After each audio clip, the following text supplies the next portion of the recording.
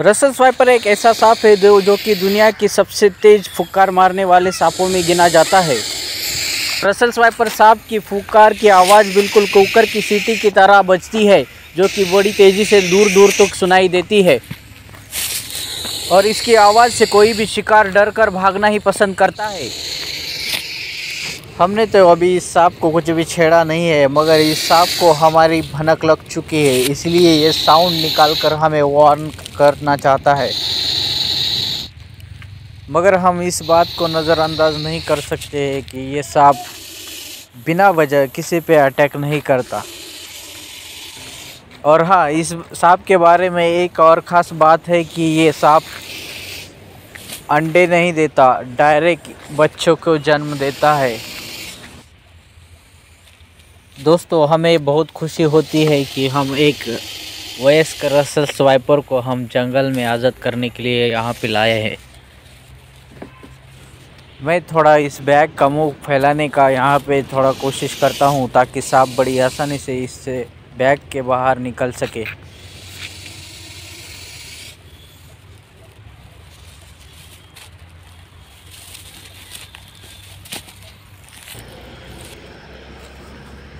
इस सांप की डिज़ाइन को देखकर कई बार लोग बहुत बड़ी गलती कर बैठते हैं। दोस्तों, इस सांप को लोग अजगर का बच्चा समझकर पकड़ने की कोशिश करते हैं, लेकिन ये आपके लिए जानलेवा हो सकता है दोस्तों। इसीलिए इसी बात को लेकर मैं यहाँ पे वीडियो बनाने जा रहा हूँ, ताकि आप ये गलती कभी ना करें और इस सांप से हमेशा बचकर रहे।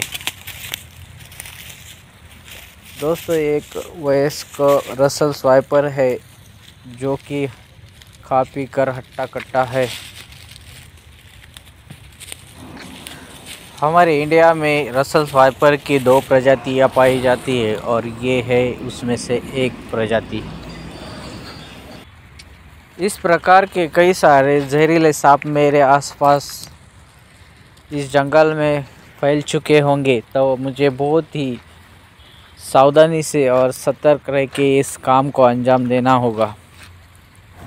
रसल स्वाइपर एक ऐसा सांप है जो कि घात लगाकर शिकार करना पसंद करता है और ये बहुत ही खूबी से किसी भी शिकार को अपनी जपेट में ले लेता है।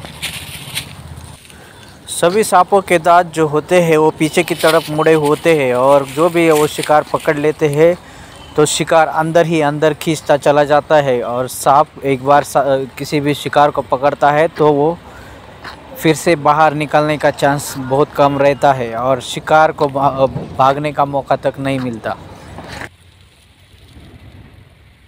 रसल स्वाइपर सांप के बच्चे पैदा होते ही 20 या 25 सेंटीमीटर के आसपास लगभग होते हैं और ज़्यादा से ज़्यादा इस सांप की लंबाई हाईएस्ट 5-5.5 फीट तक बढ़ती है। जाड़ा शरीर और ट्रायंगल शेप में बड़ा मुंह होने के कारण ये सांप किसी भी शत्रु को बड़ी आसानी से डरावना लगता है और शत्रु भी इस सांप से दूर ही रहना पसंद करता है। दुनिया के कई सारे जहरीले खतरनाक सांपों में से ये एक बेहद खतरनाक सांप है। दोस्तों, एशिया के सबसे खतरनाक सांपों में इस सांप की गिनती होती है।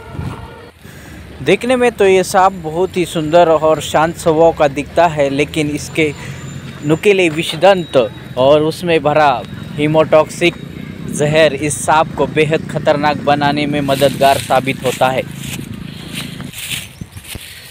सांपों की दुनिया बाकी प्राणियों की तुलना में बहुत ही अजीब है। वैसे तो सांपों को कान नहीं होते, फिर भी ये आवाज़ को सही से सुन सकते हैं। सांपों के हाथ पैर नहीं होते हुए भी ये सांप पानी में तैरना और ज़मीन पर रेंगना और पेड़ों पर चढ़ना इन्हें बहुत ही खूबी से आता है।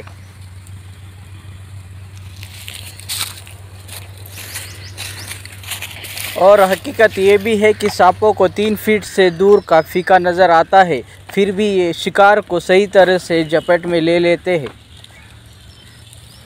एक और ख़ास बात सांपों में देखने को मिलती है, भूकंप होने के संकेत सबसे पहले सांपों को मिलते हैं और वो उस जगह से भागना पसंद करते हैं।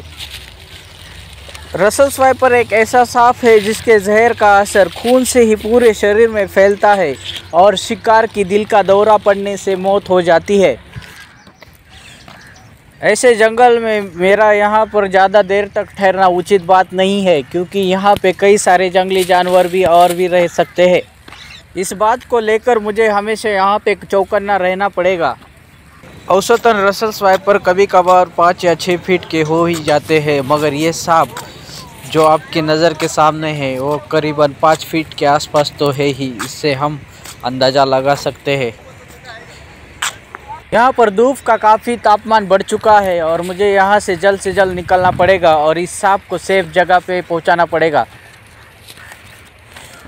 सुबह की धूप सभी जानवरों के लिए अच्छी होती है और इंसानों के लिए भी, क्योंकि उसी धूप से हमें विटामिन डी मिलता है और ख़ास करके सांपों के शरीर का तापमान नियंत्रित रखने के लिए यह बहुत ही काम आती है।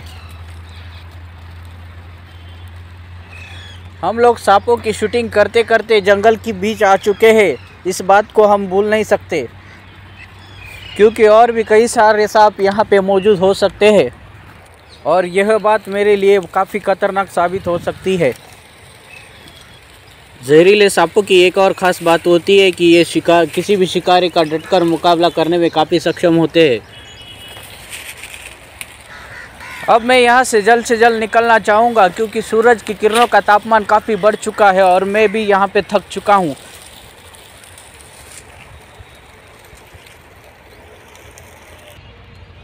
तो चलते हैं दोस्तों, हम सांप को जंगल में छोड़ चुके हैं।